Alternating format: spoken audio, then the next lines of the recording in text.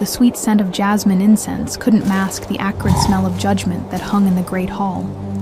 I stood in the center of the stone circle, my bare feet numb against the cold marble, while hundreds of eyes bore into me like daggers. The claiming ceremony, meant to be a celebration, had morphed into my public execution, not of body, but of worth. "Another daughter," Elder Voss announced, his voice echoing off the vaulted ceiling adorned with paintings of great alpha warriors, all male. "The fourth female child born to Omega Eleanor.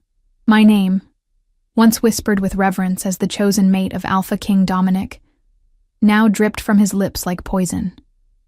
I kept my gaze fixed on the intricate swirls of the marble floor, watching as a tear splashed against the stone, creating a perfect dark circle that evaporated almost instantly. Just like my value in this kingdom. The assembled pack members shifted in their seats. Some whispered behind jeweled hands. Others didn't bother to hide their disgust. In a world where alpha sons meant power, where beta sons meant stability, my body had betrayed not only me, but the entire Northern Kingdom by producing 4 daughters in succession.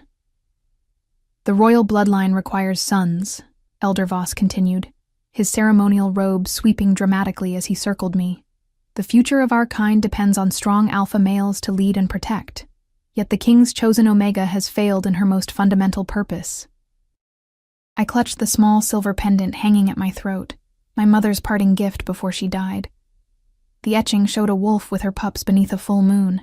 "Our strength isn't always in our teeth," she'd told me. "Sometimes it's in what we choose to endure." The cool metal against my fingertips anchored me as the whispers grew louder. My long blonde hair, once my pride, the pale gold locks that had first caught Dominic's eye, hung limply around my face, unwashed and tangled after 3 days in the birthing chamber. I hadn't even been allowed to see my newborn daughter before being dragged to this ceremony. Another girl, another failure. I sensed rather than saw Dominic enter. The collective intake of breath, the sudden straightening of spines, the drop in temperature as his cold power flooded the room. For 3 years I had been his mate, his chosen Omega, the one who was supposed to bear him the sons that would secure his dynasty. For 3 years, I had felt his initial tenderness harden into disappointment with each daughter born. "The ancient laws are clear," Elder Voss announced, his voice dropping to a theatrical whisper that nonetheless carried to every corner of the great hall. "An Omega who cannot produce male heirs may be set aside." Set aside. Such a gentle phrase for what it meant. Cast out, stripped of status, left to survive on the fringes of pack society. My daughters would be raised by others, taught to be ashamed of their mother. I would never hold my newborn again. I forced myself to look up then, to find Dominic's face among the crowd. He sat on his obsidian throne, carved to resemble a snarling wolf. When I first arrived at the Northern Court, that throne had terrified me. Later, I found myself tracing its contours with fascinated fingers while Dominic watched with amused eyes. Now, it was merely the seat from which my sentence would be delivered. He was beautiful in the way that dangerous things often are, sharp-edged and severe. His dark hair was pulled back tightly, accentuating the strong angle of his jaw, the high slash of his cheekbones. But it was his eyes that had always undone me, deep amber that caught the light like pools of honey. Eyes that could warm with laughter or freeze with rage in an instant. Those eyes met mine now, and I saw nothing. No warmth, no coldness. Nothing at all. "Alpha King," Elder Voss bowed deeply. "The council has convened and found that your Omega has failed in her duties. What say you?" The silence stretched like an animal waiting to pounce. Every breath in the room was held captive. Finally, Dominic spoke, his deep voice betraying no emotion. "The council's findings are noted. Not a defense, not condemnation, just acknowledgement." Somehow that hurt more than outright rejection. "The law provides 3 options," Elder Voss continued, clearly disappointed by the king's neutral response. "Banishment from the territory, reduction to servant status, or," he paused meaningfully, "replacement with an Omega of proven fertility." I knew who waited in the wings, Olivia, a beta female who had climbed the ranks through cunning and ambition. She had made no secret of her desire for Dominic, even after our mating ceremony. 3 weeks ago, I had overheard her promising Elder Voss that she would bear twin alpha sons within a year if given the chance. The council had been persuaded. A sharp pain lanced through my abdomen, my body still recovering from childbirth, and I swayed slightly. No one moved to help me. I steadied myself, one hand still clutching my mother's pendant. "Before judgment is passed," I said, my voice hoarse but clearer than I expected, "I request the right to hold my daughter one last time." Murmurs rippled through the crowd. This was not part of the ceremony, not part of the plan. Elder Voss's face contorted with annoyance. "That is not—" "Bring the child," Dominic interrupted, his tone making it clear this was not a request. The elder's mouth snapped shut, though his eyes burned with fury. He gestured sharply to a beta nurse who stood at the periphery of the hall, holding a small bundle wrapped in the royal furs. As she approached, my heart pounded so violently I thought it might shatter my ribs. I had carried this child beneath my heart for 9 months, felt her kicks and movements, sung to her in the quiet darkness. Yet I had not been permitted to see her face. The nurse placed my daughter in my arms with obvious reluctance, as though I might damage her somehow. The moment her weight settled against me, something unlocked in my chest. She was so small, so perfect. Her eyes were closed, her rosebud mouth pursed in sleep. A dusting of pale blonde hair, like mine, covered her delicate head, and there, at the edge of her tiny right ear, was the mark. I gasped, my fingers trembling as they hovered over the small crescent shape, silver against her pink skin, identical to the one I kept hidden beneath my own hair. "What is it?" Dominic's voice cut through the hall, suddenly alert. He rose from his throne, taking a step forward. The mark of the moon blessed, not seen in our kind for generations. A hereditary trait thought lost, one that my mother had warned me to keep secret. "They fear what they don't understand," she had whispered. "Hide it until you find those worthy of the truth." I looked up at Dominic, then at the hostile faces of the council, at the pack members leaning forward in anticipation of my disgrace. Were any of them worthy? Would the truth save us or condemn us further? My daughter stirred in my arms, her eyelids fluttering. When they opened, the entire hall fell silent. Her eyes were not the standard newborn blue, nor the expected brown of Dominic's bloodline. They were silver. Luminous, impossible silver, with pupils ringed in black. "Moon eyes," someone whispered, the words rippling through the stunned crowd. "The child has moon eyes." Elder Voss stepped back involuntarily, making the sign against evil. "Abomination," he hissed. "This proves the Omega has corrupted the royal bloodline." But Dominic was moving now, descending the dais steps with purpose, his face a study in controlled shock. The crowd parted before him like water. He stopped before me, his massive frame casting me in shadow. I held our daughter closer, protective despite knowing I had no power to shield her if he chose to reject us both. "Let me see," he commanded softly. With trembling hands, I tilted our daughter toward him, her impossible silver eyes fixed on her father's face with an awareness no newborn should possess. And then, astonishingly, she smiled. The great hall erupted in gasps and exclamations, an infant smiling minutes after birth. Another impossibility. Dominic's expression changed then, something flashing across his features too quickly for me to interpret. He reached out one large hand toward our daughter's face, and I fought the urge to pull her away. His finger gently traced the crescent mark on her ear. Then, to my shock, he brushed aside his own hair to reveal an identical mark, one I had never seen in our 3 years together. "You have the mark," I whispered, too stunned to maintain formal protocol. "How did I never—" "I hide it," he answered quietly, his eyes still fixed on our daughter. "As my father taught me to, as his father taught him." He looked up at me then, and the coldness had vanished from his gaze, replaced by an intensity that made my breath catch. "Show me," he said. With one hand still supporting our daughter, I used the other to brush back my hair, revealing the silver crescent that curved along the shell of my right ear.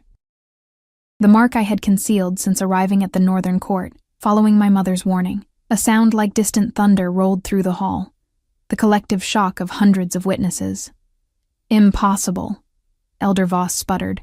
The moon-blessed bloodline died out centuries ago. Evidently not, Dominic replied, his voice carrying an edge that silenced the elder instantly. He looked from our daughter to me, his eyes no longer unreadable but filled with something that made my heart stutter. Wonder, confusion, and something deeper I couldn't name. The ceremony is concluded, he announced to the hall, though his eyes remained locked with mine. Everyone out. No one moved at first, too shocked by this departure from protocol. Now! Dominic roared, his alpha power surging through the room like a physical force. The hall emptied in seconds, even Elder Voss retreating with obvious reluctance, leaving me standing alone with Dominic and our daughter in the vast, silent space. And then, as the heavy doors boomed shut, the Alpha King of the Northern Territories, the most feared wolf in 7 kingdoms, did something no one had ever witnessed. He knelt before me. I stared down at Dominic's bowed head, my mind struggling to process this reversal. The Alpha King kneeling before an Omega. It defied every hierarchy, every tradition our society was built upon. My daughter shifted in my arms, making a soft cooing sound that echoed in the empty hall. Why didn't you tell me? Dominic asked, his voice low and strained. He remained on one knee, his eyes now level with our daughter's face. All these years, Eleanor, you carried this secret. I swallowed hard, the weight of 3 years' silence pressing on my chest. Would you have believed me? The marks of the moon blessed are considered myths by most, stories told to pups. My voice trembled slightly, and those who do believe, many consider us abominations. His jaw tightened at the word Elder Voss had used. Not abominations. Sacred. Sacred? I repeated, the word foreign on my tongue. My mother had never used that term. She had spoken only of hiding, of fear, of generations of moon-blessed hunted for their differences. Dominic rose to his feet in one fluid motion, his imposing height making me tilt my head back to maintain eye contact. The Northern Kingdom has always known the truth of the moon-blessed. We are descendants of the original pack, the ones who carried the moon's blessing before the Great Divide. His fingers reached out, hesitantly, to touch the mark on my ear again. The contact sent a shiver down my spine, gentle in a way Dominic hadn't been with me since our first daughter was born. My bloodline has carried the mark for generations, he continued, but it weakens with each passing century. My father's mark was faint. Mine, as you can see, is clear, but not as silver as it once would have been. His eyes dropped to our daughter, not as silver as hers. I adjusted the bundle in my arms, allowing him a better view of her face. I don't understand. If you value the mark, why hide it? Why allow the council to perpetuate the belief that only male heirs matter? A shadow crossed his features. Politics, protection. He turned away, pacing several steps toward the massive windows that lined the eastern wall of the hall. Outside, the moon was rising, a perfect crescent that mirrored the marks we carried. The other kingdoms fear what they don't understand. 3 centuries ago, there was a purge. Moon-blessed were hunted, slaughtered. Those who survived went into hiding or fled to the Northern Territories for protection. My mother never told me this part of our history, I whispered. She only warned me to keep the mark hidden, to never speak of the silver eyes that sometimes appear in our bloodline. Dominic turned back to me, his expression grave. Your mother was wise. The prejudice hasn't disappeared, it's only gone dormant. If the southern or eastern packs discovered a concentration of moon blessed in the Northern Kingdom, he left the thought unfinished, but I understood. War. Extinction. So you let them believe you wanted sons, I said, the pieces finally clicking into place. You let them think I had failed you by bearing daughters. Pain flashed across his face. I never thought you had failed me, Eleanor. You grew cold, I countered, memories of his gradual withdrawal surfacing like bruises. With each daughter born, you pulled further away. You allowed the council to shame me, to threaten my position. To protect you, he growled, frustration evident in the sudden flare of his eyes. If I had shown too much favor to you or our daughters, questions would have been asked, suspicions raised. Questions? About what? What power do the moon-blessed actually have that frightens them so? I demanded, my voice rising with the courage of someone who has already lost everything and now stands to gain it back.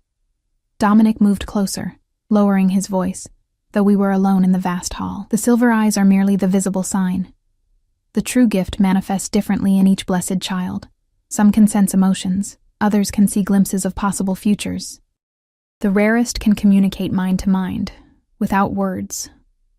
I looked down at our daughter, her impossible silver eyes now closed in peaceful sleep. And you believe she will develop these abilities, with eyes that silver, at birth? He nodded solemnly. She may become the most powerful moon blessed in generations, which makes her the most vulnerable. A chill ran through me as I understood the precarious position we were in.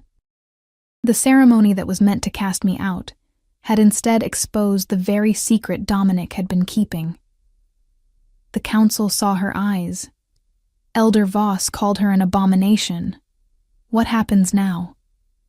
Dominic's expression hardened into the mask of the Alpha King that his subjects knew.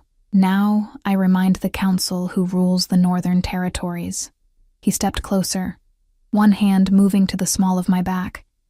The first supportive touch he had offered me in months. But first, we need to get you and our daughter somewhere safe. Our other daughters, I said urgently. Are they? They're safe in the royal nursery, he assured me. The guards are loyal to me, not the council. Relief flooded me, making my knees weak.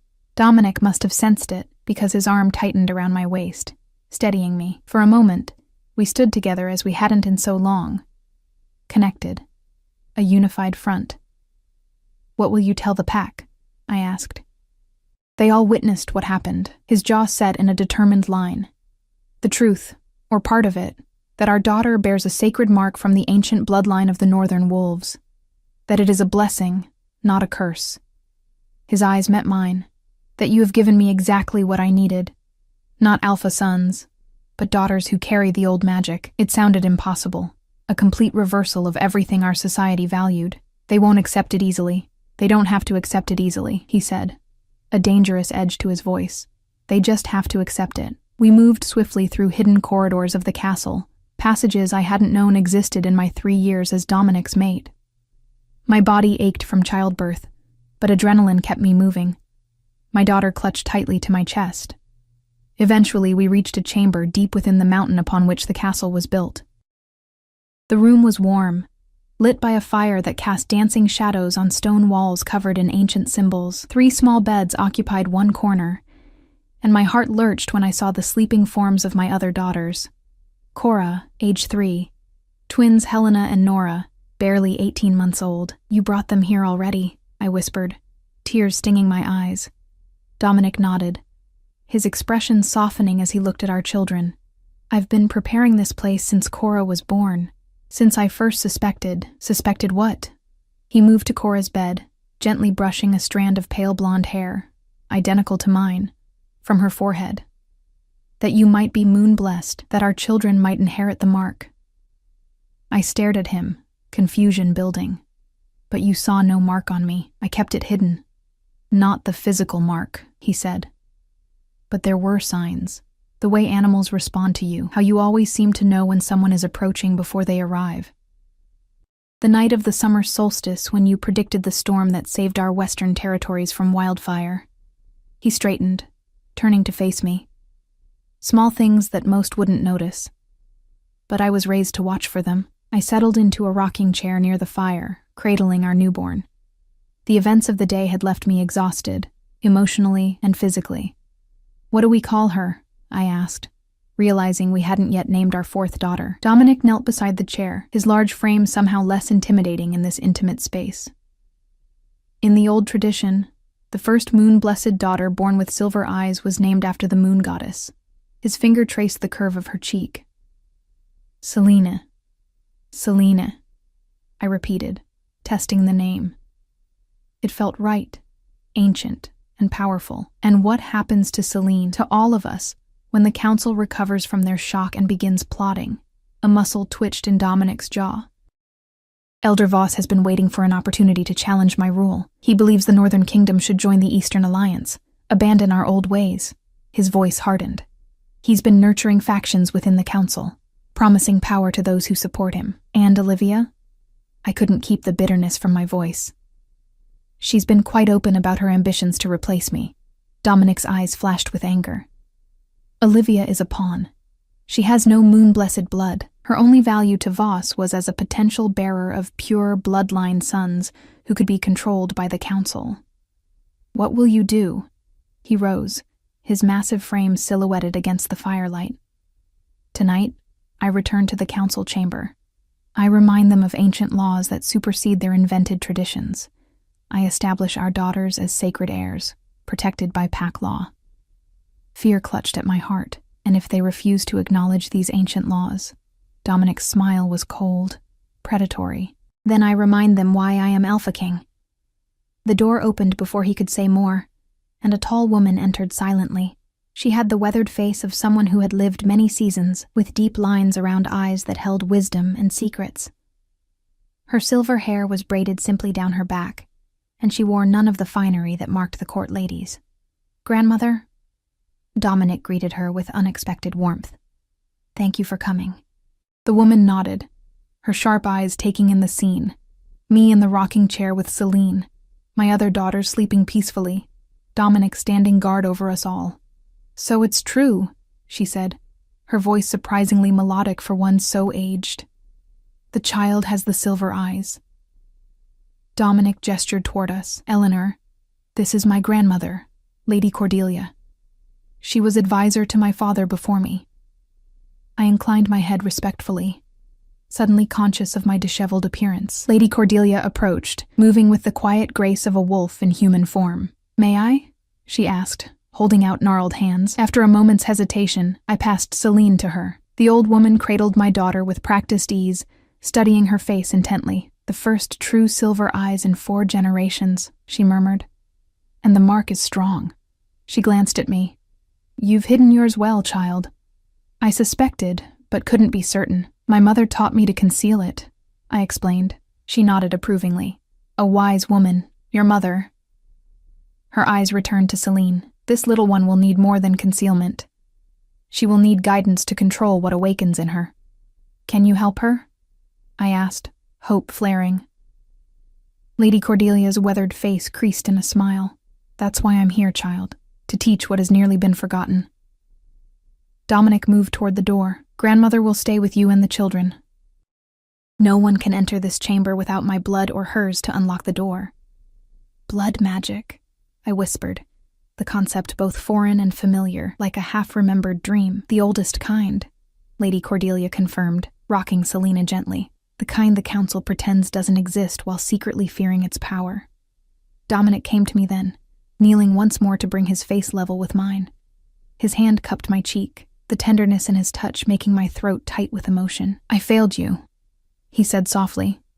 "In trying to protect our secret, I hurt you, made you feel unwanted, allowed others to shame you." His amber eyes held genuine regret. "That ends tonight." Before I could respond, he leaned forward and pressed his lips to mine. The kiss was gentle but firm, a promise and an apology wrapped together. When he pulled back, his expression had shifted into something resolute and dangerous. "Rest now," he said, rising to his full height. "When I return, things will be different."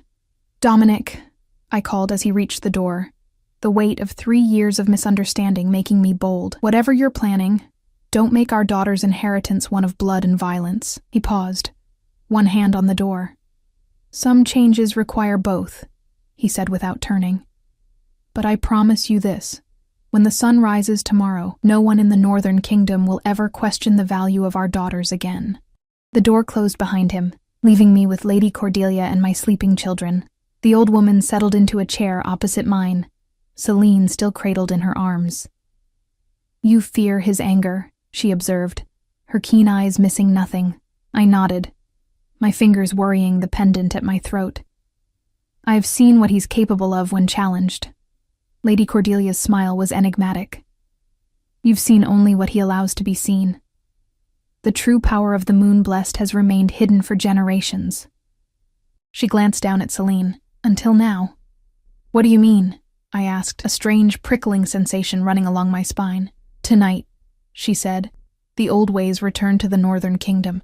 And tomorrow, child, you begin to learn what it truly means to be moon-blessed. In my arms, Celine's eyes opened again, impossibly alert, impossibly silver, and for just a moment, I could have sworn I heard a voice, not Lady Cordelia's, not my own, whisper within my mind.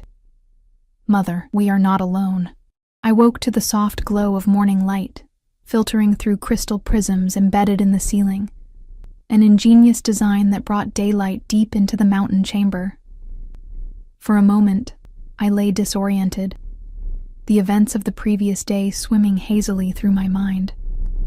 Then reality crashed back, the claiming ceremony, Celine's silver eyes, Dominic's revelation, his departure to confront the council. Dominic had not returned during the night. I sat up quickly, wincing at the soreness in my body. Lady Cordelia sat in the same chair where I'd last seen her, her weathered hands working a small loom. Nearby, Celine slept peacefully in a cradle carved with moon phases and ancient symbols. He hasn't returned, I said, my voice still rough with sleep. Lady Cordelia didn't look up from her weaving. The reshaping of power is not a swift process, child. I rose and moved to check on my other daughters. Cora and the twins still slept, their small faces peaceful, unaware of the upheaval surrounding our family. I brushed a kiss against each forehead, inhaling their sweet scent. What happens now? I asked, turning back to Lady Cordelia. She set aside her weaving and fixed me with those penetrating eyes. Now you prepare. The king bought us time, but your true work begins today. She gestured to a side table where a steaming mug waited. Drink. It will help restore your strength after childbirth. The liquid was bitter, but warmed me from within. As I drank, Lady Cordelia rose and approached Celine's cradle. The connection you felt yesterday, she said, her voice lowered though my other daughters still slept. The voice you heard in your mind. Tell me about it. I nearly dropped the mug. I hadn't spoken aloud about that moment, that impossible sensation of my newborn daughter's consciousness brushing against mine. How did you know? I whispered. Lady Cordelia's smile was knowing. Because I felt it too. The child reached out to both of us. She touched Celine's cheek gently. In all my years, I've never encountered a moon-blessed who manifested abilities so young. She will be extraordinary, and in great danger. From Elder Voss, from many quarters. Lady Cordelia's expression grew grave. The news will spread beyond our borders, no matter how Dominic tries to contain it. A true silver-eyed moon-blessed, born to the Northern Kingdom's royal line, the Eastern Alliance will see it as a threat to their power. The Southern territories will covet such a gift in their bloodline. My protective instincts flared. They can't have her. They can't have any of my daughters. Of course not, she agreed, which is why you must learn to use the gifts you've kept dormant all these years. I stared at her, uncomprehending. What gifts? I have the mark, yes, but I've never experienced anything like what you describe. Voices in my mind, visions of the future. Lady Cordelia's laugh was soft, like wind through autumn leaves. Child, you've been using your abilities without even realizing it. The way you anticipate others' needs before they speak them. How animals calm in your presence. The dreams that come to you at the dark of the moon. She took my hands in hers, her skin parchment thin but surprisingly warm. Your mother taught you to hide the physical mark. But did she teach you to recognize the power it represents? I shook my head slowly. She died when I was 14, before she could tell me everything, I think. The familiar ache of that loss throbbed anew. She only said to keep the mark hidden, to never trust anyone with the secret until I was certain they would protect rather than exploit it. A mother's instinct to protect her child. Lady Cordelia nodded. But now you are the mother, and your daughters, especially Celine, will need more than protection. They will need guidance. A soft cry from Celine's cradle drew us both. I lifted her carefully, marveling again at the perfection of her tiny features. In the daylight, her eyes were less dramatically silver, but still unlike any I'd seen before. Luminous, with depth beyond their newborn age. How do I guide her when I don't understand my own gifts? I asked, settling into the rocking chair to nurse Celine. Lady Cordelia returned to her seat, picking up her weaving once more. The old texts speak of 5 primary gifts among the moon-blessed, though individuals may possess one or several in varying strengths.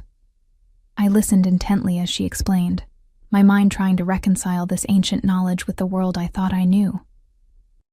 The first and most common is empathic sensing, the ability to feel others' emotions, sometimes strongly enough to influence them.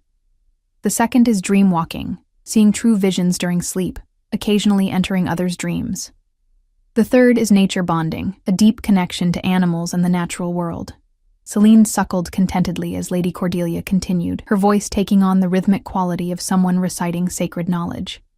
The fourth gift is far rarer.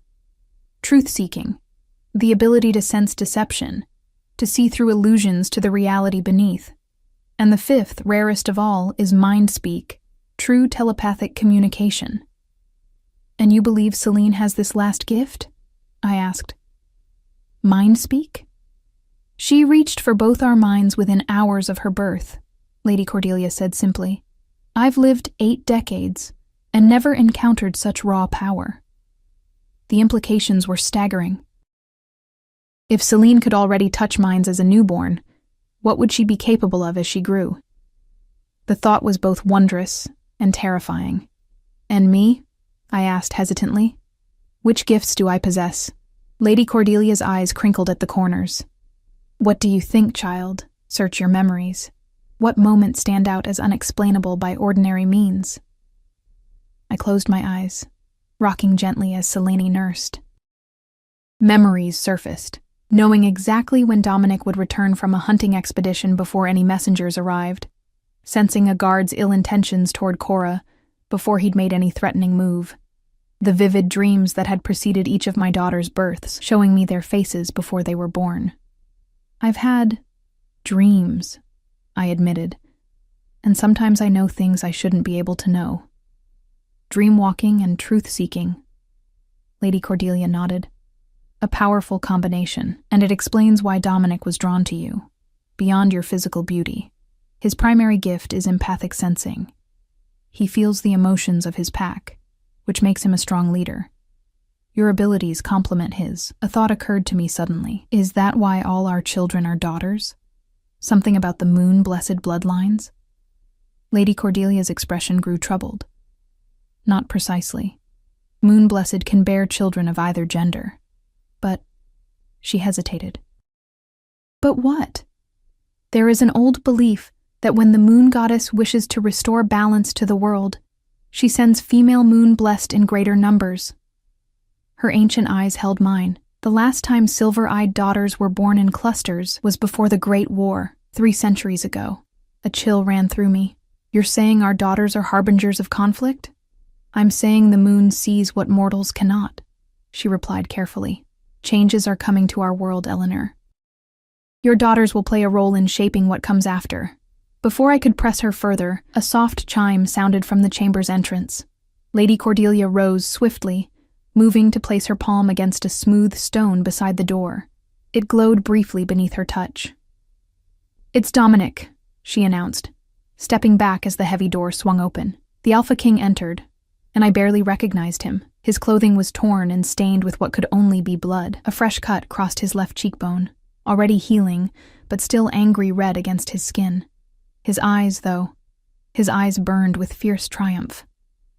Eleanor, he breathed, crossing the room in 3 long strides and kneeling before my chair. His gaze moved from me to Celine, still nursing contentedly. You're both well? I nodded, unable to find words as I took in his battle-worn appearance. What happened? I finally managed. Dominic exchanged a long look with his grandmother before answering. The council has been reconstituted. Lady Cordelia made a sound between a snort and a laugh, by which he means Elder Voss and his 3 strongest allies are dead, and the remaining council members have pledged their loyalty to the old ways. I stared at Dominic, searching his face. You killed them? I gave them a choice, he said, his voice hard. accept our daughters as rightful heirs under the ancient laws, or challenge my rule directly. His lip curled slightly. They chose poorly. And Olivia? I couldn't help asking. Exiled to the southern territories, he replied. She'll find no welcome among our people again. I should have been horrified by the violence, but all I felt was a profound relief. My daughters were safe, at least from internal threats. The pack? I asked. There was resistance initially, Dominic admitted. Centuries of belief don't change in a single night. But when I revealed my mark publicly and invoked the ancient rites of the Moon-Blessed, the older wolves remembered the stories their grandparents told them. A grim smile crossed his face. And those who couldn't accept the change were given the same choice as the council. Lady Cordelia moved to the fire, stirring the embers back to life. There will be a period of adjustment. Some will leave rather than live under the new order. Others will embrace it enthusiastically. Perhaps too enthusiastically. What do you mean? I asked. The Moon-Blessed were once revered as holy, she explained. There is a risk that Selene will be treated not as a child to be raised and loved, but as an object of worship. Dominic nodded, his expression softening as he looked at our daughter. Which is why we must proceed carefully. The pack knows she bears the silver eyes and the mark, but not the extent of her abilities. He glanced at his grandmother. You sensed it too? The mind speak, she confirmed. Stronger than anything in our recorded history. He exhaled slowly. Then we protect her not just from those who would harm her, but from those who would use her. I shifted Selena to my shoulder, patting her back gently. What about our other daughters? Do they share the gifts? Dominic moved to the beds where Cora and the twins still slept. I've sensed something in Cora already, a connection to animals that goes beyond normal affinity. The twins are too young to show clear signs, but they both carry the mark, though fainter than yours or Selene's. Nature bonding, Lady Cordelia nodded, useful in its own right, and often paired with empathic sensing in later years. A soft sound from Cora's bed drew our attention. My eldest daughter sat up, rubbing sleep from her eyes. When she saw her father, she broke into a delighted smile. "Papa!" she exclaimed, holding out her arms. Dominic gathered her up, his massive frame making her appear even smaller than her 3 years. The tenderness in his expression as he held her made my heart constrict. This was the father I had glimpsed in the early days of our mating, before the weight of succession and bloodlines had come between us. "Did you have sweet dreams, little moon?" he asked, using the pet name he'd given her at birth. Cora nodded solemnly. I dreamed about Selene. She was talking to me, but not with her mouth. Dominic's eyes met mine over Cora's head, a silent confirmation passing between us. Our eldest daughter might have more gifts than we'd realized. What did she say to you? I asked carefully. Cora's forehead wrinkled in concentration. She said, "The wolves are coming home." She looked up at her father with innocent certainty.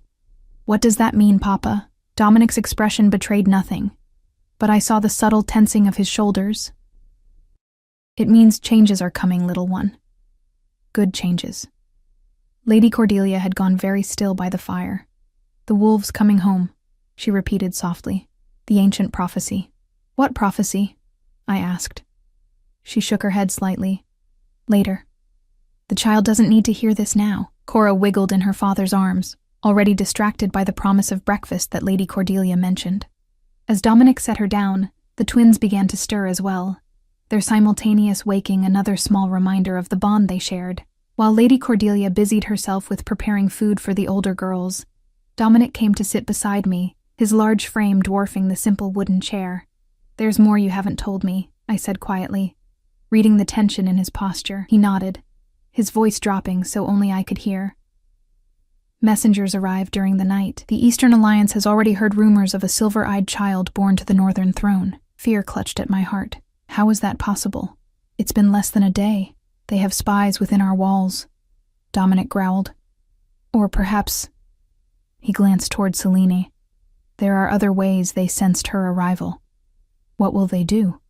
Dominic's jaw tightened. Their Alpha Queen has requested a formal audience to pay respects to our newborn daughter, she claims. You don't believe her. I believe Valentina has wanted Northern Territory for decades, he said flatly, and a child with Selene's gifts would be a powerful addition to her bloodline. The implication was clear. They might seek to take Celine by force or guile. My arms tightened instinctively around my daughter. "When do they arrive?" I asked. 3 days, Dominic replied. "Barely enough time for you to recover from childbirth, let alone prepare for court politics." "I'll be ready," I said with more confidence than I felt. "We have to protect her." Dominic's hand covered mine where it rested on Celine's back. "We will. But there's something else you should know." His amber eyes held mine intently. "The prophecy Lady Cordelia mentioned. The wolves coming home. What does it mean?" He glanced toward his grandmother, now helping the twins wash their hands before breakfast. "It speaks of a time when the scattered moon-blessed would return to their ancestral lands in the north, when a silver-eyed daughter would unite the fractured packs and restore the old magic to the world."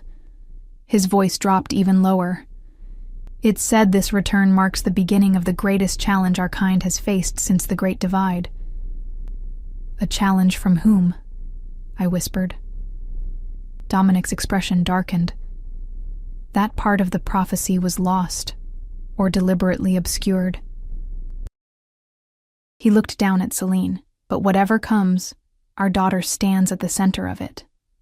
Celine stirred in my arms, her impossible silver eyes opening to fix on her father's face. And though no sound passed her lips, I felt it again. That strange sensation of another consciousness brushing against mine. Danger coming. But not alone. Never alone. From Dominic's sudden intake of breath, I knew he had felt it too. Our newborn daughter's voice, impossible and undeniable, speaking directly into our minds. "No," he agreed softly, touching her cheek with gentle reverence. "Never alone." The 3 days before the Eastern Alliance's arrival passed in a blur of preparation. My body healed faster than expected. A benefit of the moon-blessed blood, Lady Cordelia explained. Each morning, she guided me through ancient meditation practices designed to awaken dormant abilities, while each evening, Dominic shared what he knew of Eastern politics and power structures. "Queen Valentina rules through fear rather than respect," he explained, as we sat in our chamber on the eve of her arrival. "She tolerates no challenges to her authority, and has eliminated 3 potential rivals in the past decade alone." I cradled Celine, who watched her father with those unnervingly aware silver eyes. "And she has no moon-blessed in her bloodline?" "None," Lady Cordelia confirmed from her place by the fire. "The Eastern wolves rejected the old ways centuries ago, breeding specifically to eliminate what they called the lunar taint." Her weathered hands continued their constant weaving, creating a complex pattern I couldn't decipher. "They believe physical strength and aggression make superior wolves, yet they come to see our daughter," I mused. "A child they would consider tainted." Dominic's expression hardened. "They come to assess a potential threat, or a potential asset."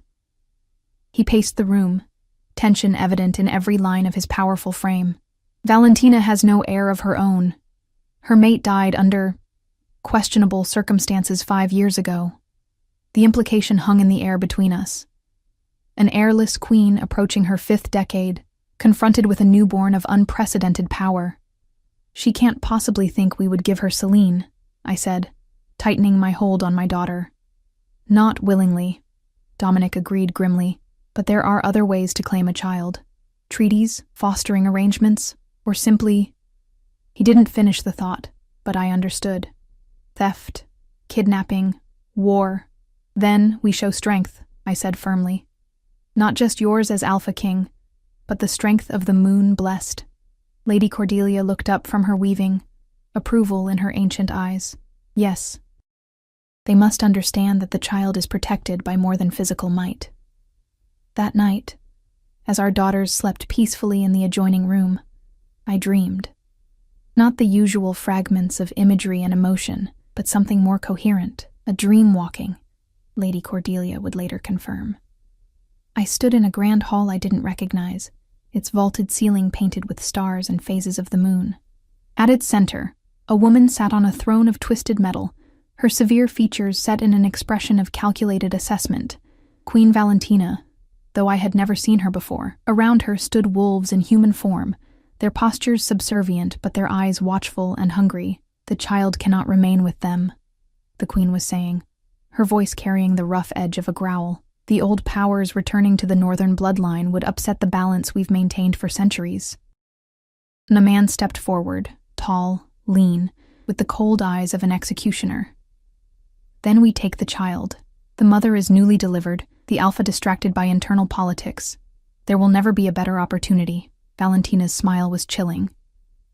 The child first, then the territory. The North returns to Eastern rule, as it should have been since the Great Divide. I tried to move, to speak, but in the dream, I was merely an observer. As I struggled against this limitation, the scene began to shift and blur. The queen's head snapped up suddenly, her nostrils flaring as though scenting an intruder. "We are not alone," she hissed, rising from her throne. "Someone watches."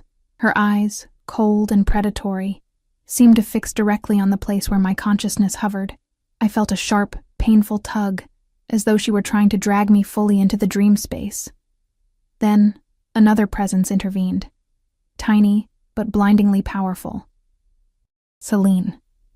My newborn daughter's consciousness wrapped protectively around mine, shielding me from the queen's psychic grasp. The dreamscape shattered, and I woke gasping in Dominic's arms. "Eleanor."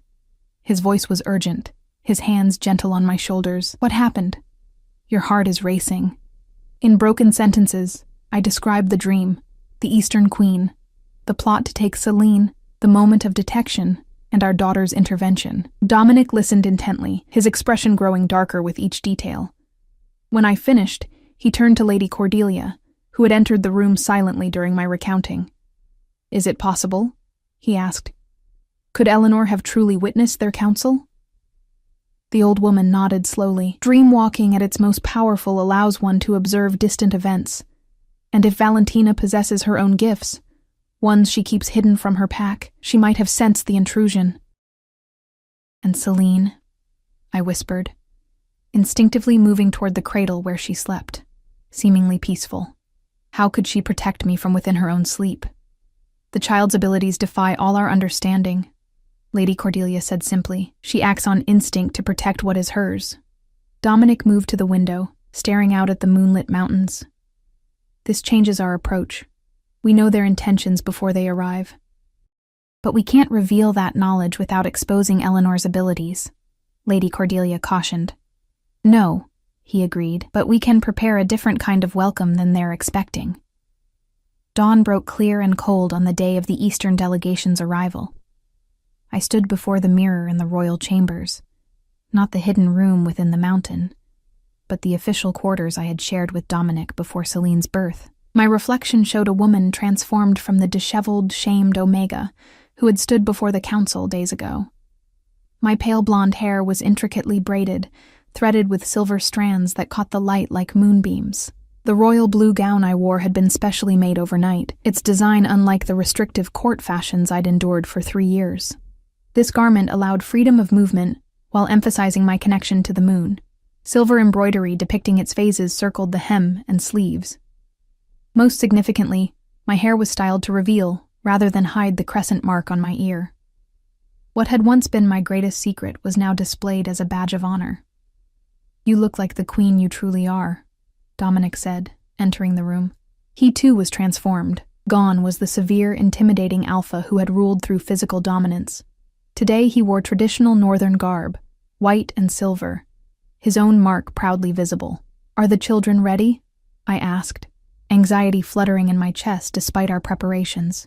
He nodded, coming to stand behind me, his hands resting lightly on my shoulders. "Cora understands her part. The twins will remain with my grandmother in the royal nursery." His eyes met mine in the mirror. "And Celine?" I touched the sling across my chest, where our youngest daughter nestled, awake but silent. "She's calm, almost as if she's waiting." A strange smile crossed Dominic's face. "She probably is." Guards escorted us to the great hall. The same space where I had been publicly shamed days earlier, now transformed. The obsidian throne remained, but beside it stood a second seat of equal height, carved from pale moonstone. The walls, once adorned only with battle scenes, now displayed ancient tapestries recovered from storage, images of wolves running beneath full moons, of humans with silver eyes communing with nature. The pack members who filled the hall were a mixture of those who had witnessed my disgrace and new faces, older wolves from distant northern settlements, summoned by Dominic for this occasion. Their eyes followed me with expressions ranging from curiosity to awe, so different from the contempt I had grown accustomed to. Cora waited beside the thrones, her small form straight and proud in her silver dress. At 3 years old, she somehow projected a dignity beyond her years. When she saw us, her solemn expression broke into a smile that reminded me she was still a child, despite the weight of her heritage. "Remember what we practiced?" I asked softly, as I took my place on the moonstone throne, adjusting the sling so Selena remained close to my heart. Cora nodded, her pale blonde hair catching the light. "I stay quiet until you call me forward. Then I say my name and touch Celine's hand." "Perfect little moon," Dominic praised, taking his seat on the obsidian throne. The great hall doors swung open precisely at midday. The Eastern delegation entered with the disciplined precision of a military unit, rather than a diplomatic party. At their center walked a woman whose presence commanded attention despite her average height. Queen Valentina, exactly as I had seen her in my dream. Her dark hair was pulled back severely from a face that might have been beautiful, if not for the hardness etched into every line. She wore leather armor rather than ceremonial robes, a calculated statement that she came as a warrior, not merely a visiting dignitary. "Alpha King Dominic," she greeted, her voice carrying easily through the hall. Her eyes flicked to me, a momentary surprise crossing her features at my position on a throne equal to his. And his mate, Queen Eleanor, Dominic corrected smoothly, of the moon-blessed bloodline. Murmurs rippled through the Eastern delegation. Valentina's expression remained neutral, but I sensed her reassessing the situation. "We come to pay respects to your newborn," she said, offering a smile that didn't reach her eyes. "Word has traveled of unusual markings. Our daughter Selena carries the blessing of the moon," I replied before Dominic could speak, "as do all our children." Valentina's gaze sharpened. "All?" Dominic gestured to Cora, who stepped forward without hesitation. "Our eldest, Princess Cora." To her credit, Cora performed her role perfectly. She approached the Eastern Queen with the proper formal bow, then spoke in a clear voice. "I welcome you to our home, Queen Valentina." The Queen inclined her head, studying my daughter with predatory interest. "Such a well-spoken child, and she carries this blessing as well?" In answer, Cora turned her head slightly, revealing the silver crescent mark on her ear, fainter than mine or Celine's, but unmistakable. "Fascinating," Valentina murmured. Her gaze returned to the sling across my chest. "And the newborn? May I see this silver-eyed miracle?" The moment had come. We had prepared for this, planned each detail, yet fear still clutched at my heart. Revealing Celine's true nature would protect her from kidnapping but expose her to other dangers, yet concealing her would only delay the inevitable confrontation. I rose from my throne, aware of every eye in the hall upon me. With deliberate movements, I loosened the sling and lifted Celine into view. Her silver eyes were wide open, reflecting the light like twin moons. Valentina stepped closer, her composure slipping for an instant. "Impossible," she breathed. "The silver eyes are a myth. Many truths have been dismissed as myths," Dominic said, joining me. "The moon-blessed bloodline has remained hidden but unbroken in the north." The Eastern Queen's eyes narrowed. "Hidden why, I wonder? Shame or strategy?" "Protection," I answered, "until the time was right for return." Something flickered across Valentina's face. Recognition of the prophecy's wording. She was more familiar with the old ways than she pretended. "May I hold her?" she asked, extending her hands. The hall fell silent. This was the moment of greatest danger, the request we had anticipated. To refuse would be a diplomatic insult. To agree would place Celine in the hands of one who had already plotted to steal her. I smiled calmly. "Of course. Cora, come stand with the Queen." My eldest daughter moved to Valentina's side, reaching up to take her hand with innocent trust. The queen appeared momentarily disconcerted by this unexpected contact. As I placed Selene in Valentina's arms, 3 things happened simultaneously. Cora's small hand tightened around the queen's, establishing physical connection. Selene's eyes locked with Valentina's in unwavering focus, and I placed my palm against the queen's forearm, completing the circuit. The dream-walking vision struck like lightning. Not just me this time, but Valentina as well.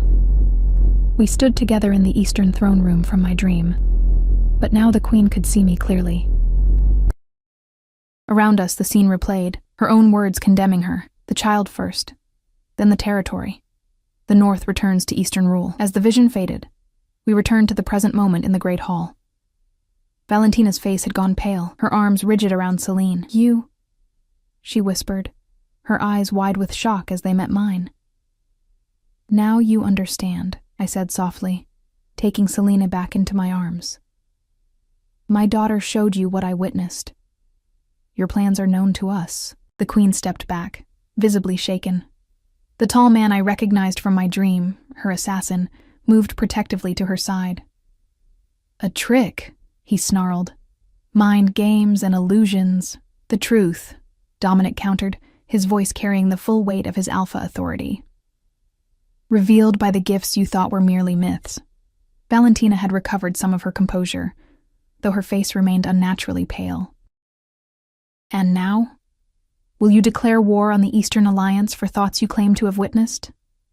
"War benefits neither of our territories," I said, settling Selene back into her sling. "We offer an alternative." Dominic nodded to a guard, who brought forward an ancient scroll. One of many Lady Cordelia had retrieved from hidden archives, a renewal of the original covenant between Northern and Eastern wolves. Written before the Great Divide, when moon blessed from both territories worked together for the protection of all our kind. Valentina's eyes narrowed suspiciously. "What does this covenant entail?" "Mutual defense," Dominic explained. "Shared knowledge, an exchange of advisors," he paused meaningfully, "and a formal recognition of the moon blessed as sacred to all wolfkind, regardless of territory." The queen's laugh was sharp, disbelieving. "You expect me to acknowledge powers my ancestors spent generations eliminating from our bloodline? To admit to my pack that we deliberately weakened ourselves? I expect you to recognize changing winds," I said quietly. "The old magic returns whether you acknowledge it or not. The prophesied time approaches." "The wolves coming home?" she murmured, almost to herself. I didn't hide my surprise. "You know the prophecy." Valentina's expression was complex. Calculation, fear, and something else. Longing, perhaps. There are stories kept by certain families within the Eastern territories. Stories of what was lost in the Purge. For the first time, I considered that the Eastern Queen's interest in Selene might not be solely about power and territory. What if some part of her mourned the gifts her bloodline had systematically destroyed? "Your people could find their way back to the old magic," I suggested. "Not through taking what isn't yours, but through alliance." "The covenant offers protection for your succession as well," Dominic added. "An heirless throne invites challengers, as you well know." Valentina's gaze sharpened. "And what guarantee do I have that this isn't simply a northern ploy to infiltrate Eastern leadership?" In answer, I touched Selene gently, sending her a silent request through the bond we were still learning to navigate. My daughter's silver eyes opened, fixing on the Eastern Queen with that unsettling awareness. "Truth. Show truth." The mental voice was stronger now, more articulate than the fragments I'd sensed before. And with it came a pulse of energy that spread outward from Selene, washing over the entire hall like moonlight made tangible. Gasps rose from both northern and eastern wolves as the sensation passed through them. It carried no specific message, just a pure impression of truth and ancient connection. A reminder of what all wolves once shared before politics and fear drove them apart. Valentina steadied herself against her advisor, visibly affected. "What was that?" she demanded. "A gift," I said simply. "The first of many that could be shared between our territories if you choose alliance over conquest." The Eastern Queen studied me, then Selene. then Dominic. The calculation in her eyes remained, but the hostility had diminished. "I will consider your covenant," she said finally. "My advisors will review the terms." It wasn't acceptance, but it wasn't rejection either, as she and her delegation withdrew to the guest quarters to deliberate. Dominic took my hand, squeezing it gently. "You did well," he murmured. "Better than we could have hoped." "It was Celine," I said, gazing down at our daughter. She showed more control than should be possible for one so young. Lady Cordelia approached as the hall began to empty, Cora at her side. "The child acts on instinct now, but soon she will need guidance to master her abilities." Her weathered hand touched Celine's head gently. "All of them will." Dominic nodded solemnly. "Then we rebuild what was lost. The training grounds, the sacred texts, the rituals, and the sanctuary," I added, an idea forming that felt right in a way I couldn't fully explain. "A place where moon-blessed from all territories can come to learn, protected by northern laws." "A bold vision," Lady Cordelia said, approval in her ancient eyes. "One that fulfills another part of the prophecy, the return of the sanctuary under a silver-eyed queen's protection." I looked up sharply. "Queen? I'm not—" "You sit on the moonstone throne," Dominic interrupted, a smile playing at his lips. "Equal to mine. Did you think that was merely for show?" Before I could respond, a guard approached, bowing deeply. "Alpha King, Queen Eleanor, the Eastern delegation requests a private audience. Queen Valentina says she has reached a decision." Dominic and I exchanged glances. "So soon," he murmured. "I'll go," I said, a certainty filling me that this was my role now, not just mother to the silver-eyed child, but diplomat between old enemies. "Celine and I together. Are you sure?" Dominic's concern was evident. I touched his face gently. "If she meant us harm, our daughter would know. Trust in that, if nothing else."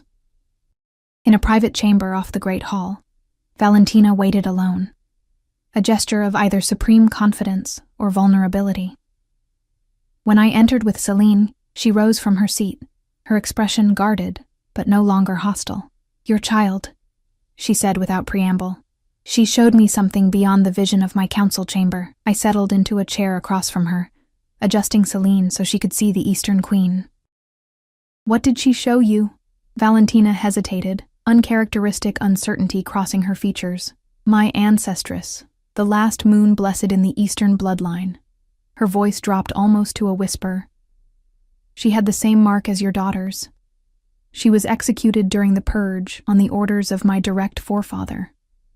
The admission clearly cost her, exposing a shameful chapter in her lineage's history. "History cannot be undone," I said carefully, "but the future remains unwritten." "The covenant," she said, straightening. "I will sign it, with one addition." "Which is?" "When your sanctuary is built, Eastern wolves will be welcome there. Those who may carry dormant gifts, hidden for generations." Her eyes held mine with unexpected vulnerability. "My niece has dreams that come true. She hides this ability for fear of being labeled tainted. I would see her learn to use her gift properly." Understanding dawned. "You've been protecting her." Valentina nodded once, sharply. "As best I can, without exposing her. Or myself." "Yourself?" A bitter smile crossed her face. "Why do you think I never produced an heir?" "The taint, as my father called it, doesn't always show in physical marks." She glanced at Celine. "Your daughter knew immediately what I've hidden all my life, the ability to sense truth and falsehood, what you call truth-seeking. The revelation transformed everything I had assumed about the Eastern Queen. Not a power-hungry tyrant, but a ruler protecting her own secret gifts, while navigating the dangerous politics her ancestors had created. The sanctuary will welcome all who carry the old magic," I promised.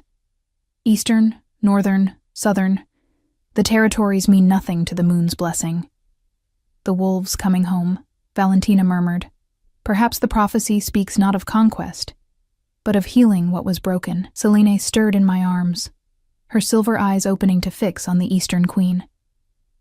Though no words formed in my mind, I felt my daughter's approval, a warm certainty that this moment marked the beginning of something profound. As I left the chamber to bring news of the alliance to Dominic, I passed a tall window overlooking the northern mountains. The crescent moon hung visible in the afternoon sky, a rare daytime appearance that seemed fitting for this turning point. 3 years ago, I had arrived at the northern court as a frightened Omega, chosen for my breeding potential, hiding the mark that made me different. Today, I walked as queen. My daughter's inheritance no longer a secret to be ashamed of, but a legacy to be rebuilt. That night, as I nursed Celine in the quiet darkness of our chambers, Dominic sat beside me, his hand resting lightly on my shoulder. "Do you remember what you said to me before I confronted the council?" he asked softly. "You asked me not to make our daughter's inheritance one of blood and violence." I nodded, watching Selena's eyes drift closed, her tiny hand curled against my skin. "You were right," he continued. "The old ways weren't about dominance or power. They were about balance, strength paired with wisdom, protection with compassion." He touched Celine's cheek gently. "Our daughters will inherit a different world than the one we've known. A better one, I hope," I whispered. "Better because you showed me a different kind of strength," Dominic said, his voice thick with emotion.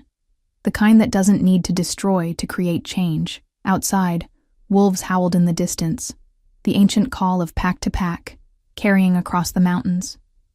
Inside, our daughters slept peacefully, unaware yet of the roles they would play in the changing world. I touched the silver pendant at my throat, my mother's gift, the wolf with her pups beneath the moon.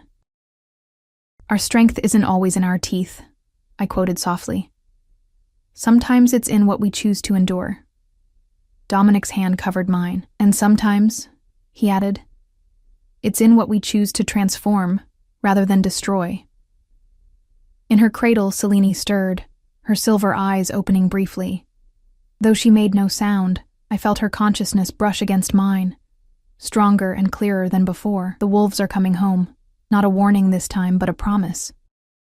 A future where the scattered moon blessed would no longer hide their gifts or fear their differences. Where daughters were valued not for the sons they might someday bear, but for the unique strength they brought to the world." I met Dominic's gaze and saw in his eyes the same certainty I felt in my heart. The path ahead would not be easy. Centuries of fear and prejudice couldn't be undone in days or even years. But we had taken the first steps together, and our daughters would continue what we had begun. The moon blessed us, and we would honor that blessing by becoming worthy of it.